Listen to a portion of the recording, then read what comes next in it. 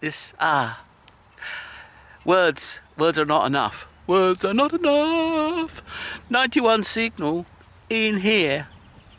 Duh. I've never ever found one of these, ever. This is the field of, I found something I've never found before. This is like the fifth, I've never found it before. And it's in here, and it's amazing, it's just totally amazing. Anyway, I haven't actually seen it, and I've got it in my hand. And that's my silly watch talking to me. Anyway, let's have a look. This is just amazing. And it's better not be a bottle top, that's all I can say. Look at that denarius. And it's, what's his face? Domitian? Anyway, it's incredible condition. For even the Domitian is in incredible condition. And don't rub the Domitian. And I shouldn't do it. I know I'm not going to rub it, but that is, it should say down the side, but I can't read it. But the other one was Vespasian, and Domitian was one of his sons. That's fabulous. Fabulous. Fabulous, fabulous, fabulous, fabulous, fabulous, fabulous.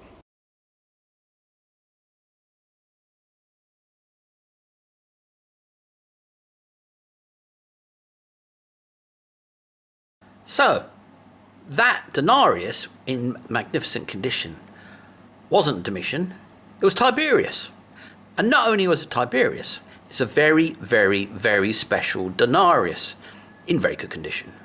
But the specialness of the denarii is even more interesting than the condition. So, why is it such an interesting coin?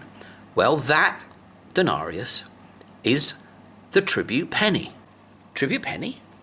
What's a tribute penny? Well, in the Bible, the Pharisees come to trap Jesus, as they like to do. And they say to him, take a look at this coin, Jesus. What should we do with that? Romans, taxes. What should we do with that? Now, the idea was to get Jesus to say, oh, no, don't pay your taxes, Romans bad. And then they could go to the Romans and say, oh, you never guessed what that Jesus fella said? He said Romans bad, don't pay your taxes. You should nail that guy up, he's bad. But anyway, Jesus didn't say that. He said, render unto Caesar what is Caesar's. And this was the coin which he was referring to. So what he was saying was, pay tax to the Romans and pay your dues to God. And this coin that I found in the field is the tribute penny. Not the actual one, but the actual mint coin that the Pharisees showed to Jesus. That actual striking. This coin is a tribute penny. And that is utterly, utterly amazing. And it's got a fantastic story to go along with it. And it's in amazing condition. So anyway, that's my story of the tribute penny. Thank you very much for watching. Please subscribe and like.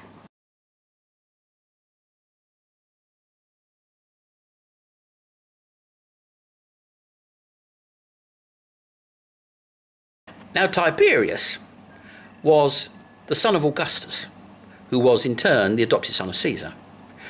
And he had a really bad reputation because he liked to hold his orgies in his palace of Capri. Now, a lot of those emperors of that time have very bad reputations, but the reason for it was that Hadrian hired a historian to write about the 12 Caesars and say what a bunch of dodgy geezers they were and how much, by implication, better the Antons, of which Hadrian was the greatest, were than the earlier Caesars, who were a bunch of hard-living, just generally nasty people. So really, the reputations of those early Caesars come from very early propaganda funded by Hadrian and written up and shown around the empire to show what a jolly, jolly good guy Hadrian was and how very, very lucky all the Romans were to have him as an emperor and not one of those geezers back in the past. This is my excited cat face, and this is Newton. Newton is new kitten, aren't you, Newton?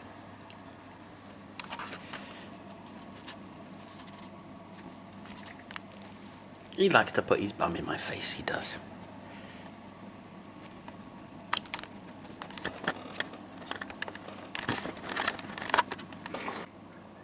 So here's our latest rescue. because we lost a cat. He went out into the road and he got run over, poor cat. And that was Tony, our lovely Tony. And this is new Tony. So we've called him Newton. And Newton's a really, really cool little kitty, aren't you, Newton? You are. He's very playful. Kittens are, but he's especially playful. No, don't go there. Not on my computer. No, not on my computer, Newton. Newton.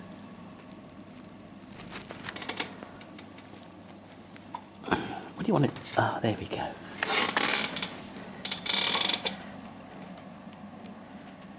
That's my phone, Newton. Get off my phone. No.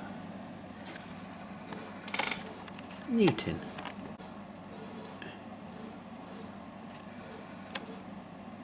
Well, we're off for a treasure hunt. And I'm suffering the tail end of long COVID. So I'm not good for much, but I'm going to try.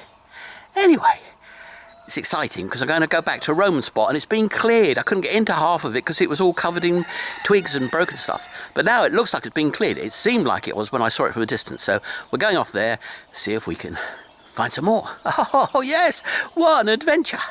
And this is Tipster. Hello, Tippy.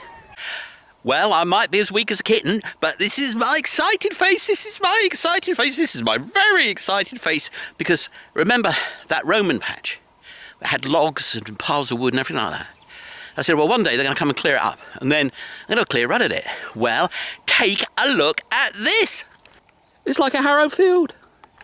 And the Roman goes from like 50 foot that way, 300 foot down there, and all around here, 200 foot from there, basically this whole spot.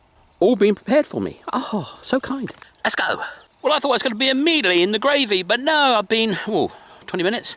Not a single signal, nothing. Well, got a coin down here, I'm pretty sure. It's an 84, and it was deep. Well, it's deepish anyway. So, let's see what we've got. Could be a modern one, of course, but I think it's going to be a Roman. So let's do a live dig and be disappointed. Oh, yes, like we always are. So it's under there somewhere. Oh, this is not going to be easy digging. Oh, no. Because I think this probably was a trunk at some stage, and they've put a machine through it and mashed it all up. Or something like that. I don't know how they do this stuff. That's not a bit of iron. Probably not. So, let's have a listen. Now, I'm super clumsy, man, because of all my brush with the plague, and it certainly don't make you any more agile. The only thing it does do is make you happy to be alive and digging. Pinpoint of time, I reckon.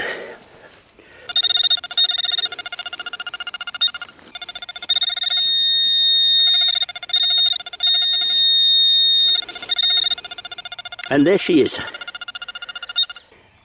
And there she is. Yep, that is a Roman.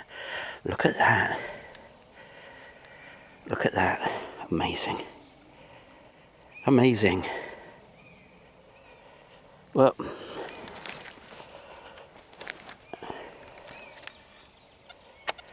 you're seeing this better than me. There's a Roman live dig for you.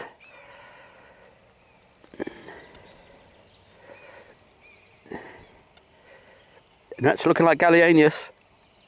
Maybe not. Maybe I'm talking out my Gallienus. But first Roman of the day. I'm leaking. Ooh, I'm leaking all over my camera. Anyway, in the pocket that one goes. Boom! Roman. Oh yes, that's what I was hoping for. And that's what I've got. I could go home now. Oh yeah, I might have to. Anyway, there's more where that one came from, I bet. So there he is, the Emperor Dubius, and yeah, as it dries out, all the corrosion loses its grip and will fall away. On we go, let's get more. I think it's probably going to be a musket ball, but it's the second signal of the day. The first one was Roman coin. Let's have another go at a live dig. Whew, so it's in here. Oh, and that should get it out in one go. Oh, maybe not. Don't you just love roots? We love them roots. So that should have it out, I should think. Maybe not the best place in the world to put it. Oh, there you go.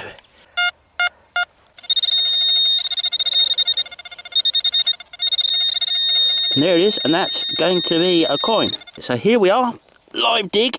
You saw it here. And that's a big, I don't know. I'd say that was a coin. Well, it looks like a head there, but you know, you don't know, do you? But, whoop, it's very heavy, and I've dropped it now.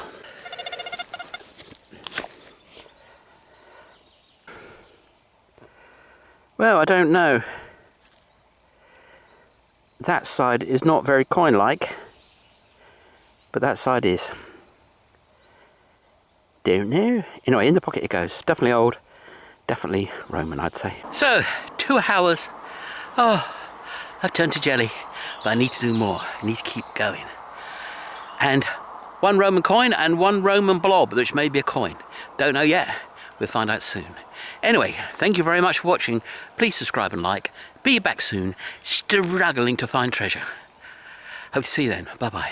So here we have a little cleaning experiment of the coin I just found. Now this is my new technique. In the last coin it worked extremely well. Now what you do is get olive oil and you just put it on. Little cardboards under there to give it a little bit of protection for the desk. And then, and that in the background is Fifi the cat howling. Now once that's got going, you can now just rub the dirt off. This is absolutely not going to come across on the camera, is it? You let it soak in.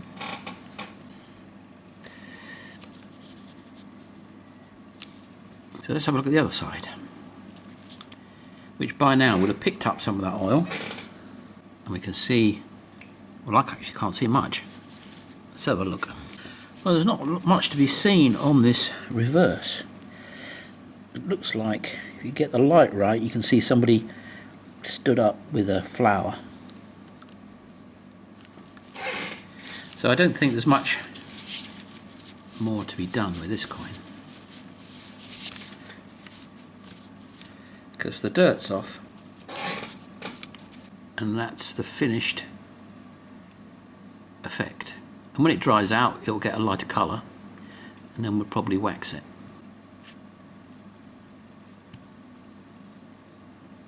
And all that detail is basically corrosion, and if you cleaned it, even with water, a lot of that would just disappear. Now this, on the other hand, may or may not be a coin at all, but we will see. I'm hopeful it's a coin, but it may not be. But let's put the oil on and see what we get. I'm going to take this flat end first. I'm going to take this flat end first because the other end looks like it might be encrusted with dirt, but it might not be dirt at all. But it will get a treatment of oil as I work on the top of it. It'll get some soaking in beneath. Really all we're trying to do is lift any dirt off that might be there while leaving the copper and the copper compounds. Copper sulfate, copper carbonate, various different compounds that have come from reacting with the pure copper or bronze. Now, let's give that a quick rub and see what we've got. No, it doesn't seem like there's anything on here at all. Well, it doesn't look like a coin. I mean, it does look like an old coin, but there's no markings on it. And that bulbous thickness is not really coin-like. Anyway, we tried.